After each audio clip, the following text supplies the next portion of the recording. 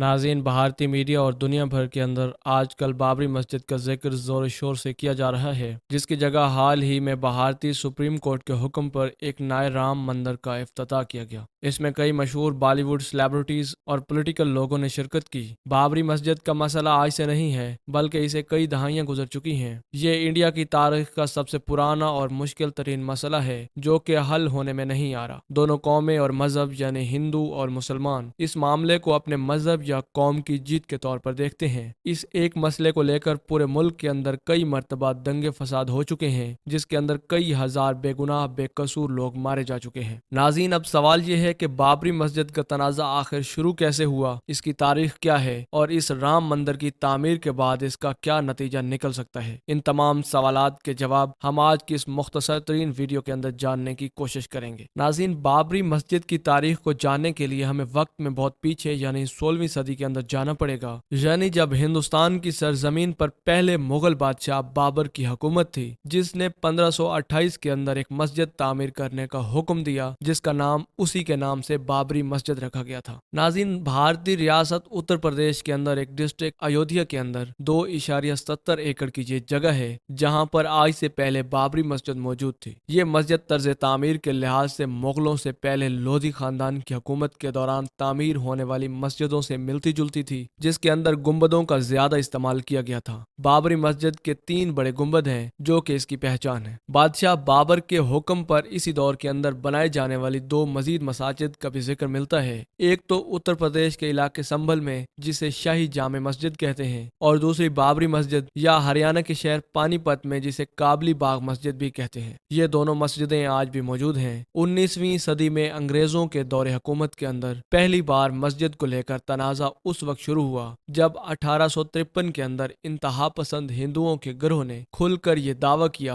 कि ये मस्जिद दरअसल उनके धर्म के 7वें बड़े अवतार राम की जन्मभूमि या फिर पैदाइश की जगह है, और यहाँ बाबरी मस्जिद से पहले राम मंदिर हुआ करता था, जिसे गिराकर इस बाबरी मस्जिद को इस जगह पर तामीर किया गया। जब इस मामले ने शिद्दत अख्तियार की, रोज रोज के हंगामे बढ़ने लगे और हिंदू मुसलमान फसादात बढ़ गए, तो 1869 के अंदर अंग्रेज हुकूमत ने मस्जिद में दीवार लगाकर इसको 2 हिस्सों के अंदर तकसीम कर दिया। अंग्रेजों ने इस तरह से तकसीम किया कि एक हिस्से के अंदर मुसलमान इबादत करेंगे तो दूसरे हिस्से के अंदर हिंदू अपनी पूजा कर सकेंगे। अंग्रेज दौर के अंदर इस जमीन को मुकम्मल हासिल करने के लिए झगड़े फिर भी चलते रहे, लेकिन अंग्रेजों की मजबूत हुकूमत की वजह से ये मामला ज्यादा सर न उठा सका। फिर आखिरकार 1947 का वक्त आया जब मजहब के नाम पर हिंदुस्तान की तकसीम हुई और भारत और पाकिस्तान अलग अलग हो गए। लेकिन इस तकसीम के सिर्फ 2 साल बाद यानी 1949 के अंदर इस मसले ने फिर से सर उठाना शुरू किया, जब इंतहा पसंद हिंदुओं ने बाबरी मस्जिद के अंदर जाकर बुत रख दिए। फिर क्या होना था, उसकी वजह से लोकल लेवल पर हिंदू मुस्लिम फसादात शुरू हो गए। हुकूमत ने दूर अंदेशी का मुजाहरा करते हुए मस्जिद को मुतनाज़ा प्रॉपर्टी करार देकर इस पर ताला लगा दिया। इस वाक़े के बाद मस्जिद को दोबारा इबादत के लिए नहीं खोला गया, लेकिन उस दौर में ये दोनों दावेदार इस मामले को इंडियन सुप्रीम कोर्ट के अंदर ले गए और दोनों एक दूसरे पर दलाइल देते रहे और कई दरखास्तें एक दूसरे के खिलाफ जमा करवा दी। नाज़रीन, 1984 के आते आते इस मसले के अंदर मजीद तनाव उस वक्त पैदा हो गया जब भारत के मुख्तलिफ इंतहा पसंद ग्रुपों ने मंदिर के तामीर के लिए कमेटी बना दी। ये इंदिरा गांधी के कत्ल के बाद होने वाले इंतखाबात में हुआ। इस इलेक्शन में कांग्रेस इंदिरा गांधी के कत्ल के बाद हमदर्दी के वोटों से वाज़ेह अक्सरियत से जीती, जबकि भारतीय जनता पार्टी लोकसभा यानी भारतीय कौमी असम्बली में सिर्फ 2 ही सीटें हासिल कर सकी। इन इंतखाबात के बदतरीन नताइज के बाद भारतीय जनता पार्टी ने शिद्दत पसंद सियासतदान लाल कृष्ण आडवाणी को बीजेपी का सदर मुंतखब किया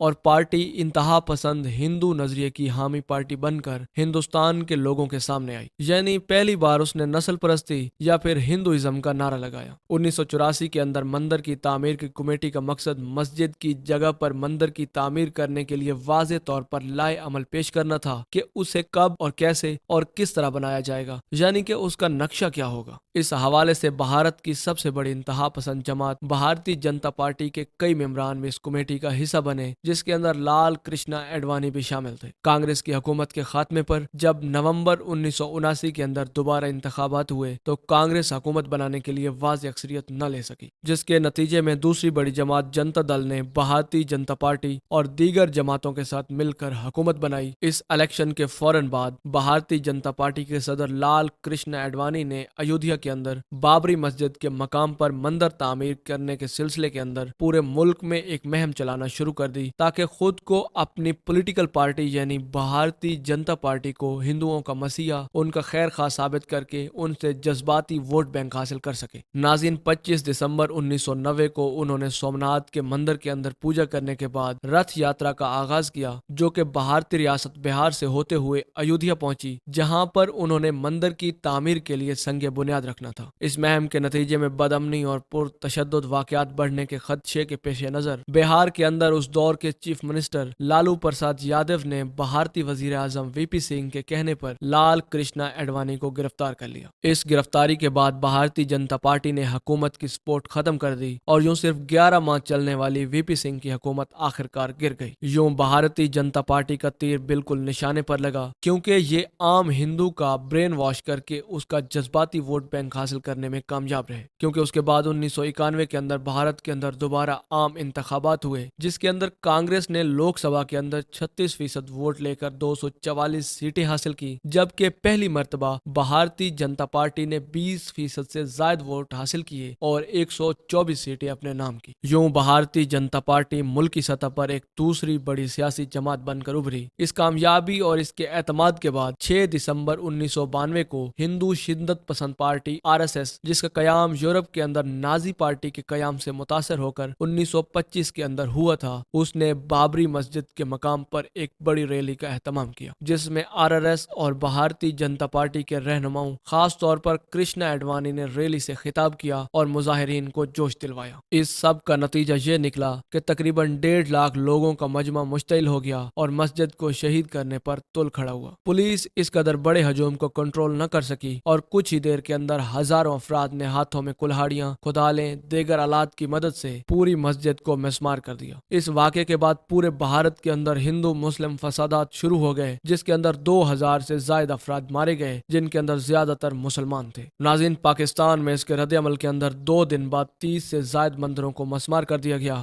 بابری مسجد کے سانحے کے بعد اس حوالے سے حکومت نے ایک تحقیقاتی کمیشن لبریحان کمیشن بنا دیا، جس نے اس معاملے کو اتنا لمبا گھسیٹا کہ اس کمیشن کی رپورٹ 17 سال کے بعد 2009 کے اندر سامنے آئی، جس کے اندر یہ واضح تھا کہ RRS اور بھارتی جنتا پارٹی کی کئی اہم رہنماؤں نے اشتعال انگیزی اور فسادات کو بڑھاوا دیا اور اسی وجہ سے یہ فسادات ہوئے، اور ظاہر ہے کہ اس کے اندر واضح طور پر لال کرشنا اڈوانی کا نام بھی شامل تھا۔ ناظرین، 2003 کے اندر عدالت کے حکم پر مسجد اور اس کے آس پاس کے علاقوں کے اندر آرکیولوجیکل سروے کروایا گیا تاکہ معلوم ہو سکے کہ یہ جگہ پہلے کوئی مندر تھی یا کوئی عام سی جگہ جہاں پر بابری مسجد کو تعمیر کیا گیا تھا۔ سروے کی رپورٹ کے مطابق مسجد کے نیچے مندر کے آثار واضح طور پر موجود تھے، لیکن اس سروے کو بہت سے ماہرین آثار قدیمہ نے خود رد کر دیا، اور اس کے ساتھ ساتھ مسلم حلقوں کی جانب سے بھی اس سروے رپورٹ کو جھوٹا کہہ کر اس پر کئی اعتراضات اٹھائے گئے جن کا جواب کسی نے نہیں دیا، اور یوں یہ مسئلہ جوں کا توں ہی رہا۔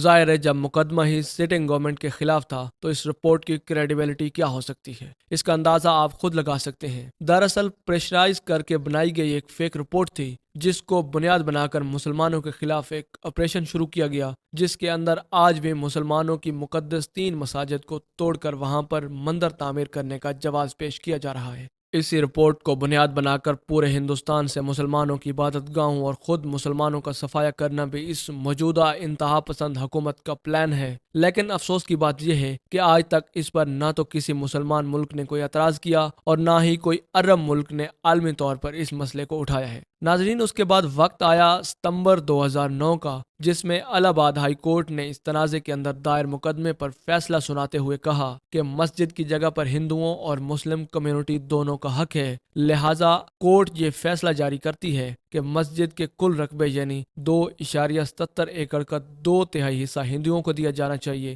جبکہ باقی مسلمانوں کو۔ اب اس فیصلے کے بعد یہ دونوں پارٹیاں بھی خوش نہیں تھی، کیونکہ دونوں اس جگہ کو مکمل طور پر حاصل کرنا چاہتی تھی۔ لہٰذا الہ آباد ہائی کورٹ کے اس فیصلے کے خلاف سپریم کورٹ کے اندر درخواست دائر کی گئی، اور 2011 کے اندر سپریم کورٹ نے الہ آباد ہائی کورٹ کے اس فیصلے کو کالعدم قرار دے کر اس کو ختم کر دیا، جس کے بعد یہ مسئلہ جوں کا توں ہی باقی رہا۔ ناظرین، 2017 میں بھارتی سپریم کورٹ کے چیف جسٹس دیپک مشرا نے دونوں فریقین کو پرامن طریقے سے کورٹ سے باہر معاملہ حل کرنے پر زور دیا، کیونکہ ایک بار پھر سے ہندو مسلم فسادات پھیلنے کا خطرہ تھا اور عدالت پر بھی کافی دباؤ تھا۔ جنوری 2019 میں اس کے اندر سپریم کورٹ نے 5 جج صاحبان کا بینچ بنا دیا، جس نے باقاعدہ طور پر اس مقدمے کی سماعت شروع کر دی، اور اس بینچ نے مارچ 2019 کے اندر دونوں فریقین کے بیچ عدالت سے باہر معاملات طے کرنے کے لیے ایک صلح کرنے والا پینل یعنی مصالحاتی پینل قائم کیا۔ کئی ماہ تک چلنے والے ان مذاکرات کی ناکامی کے بعد اگست 2019 کے اندر عدالت نے اس کیس کو نمٹانے کے لیے روزانہ کی بنیاد پر سماعت شروع کر دی، اور بالآخر اکتوبر 2019 کے اندر کیس کی سماعت ختم ہوئی، اور نومبر میں عدالت کی جانب سے یہ فیصلہ سنایا گیا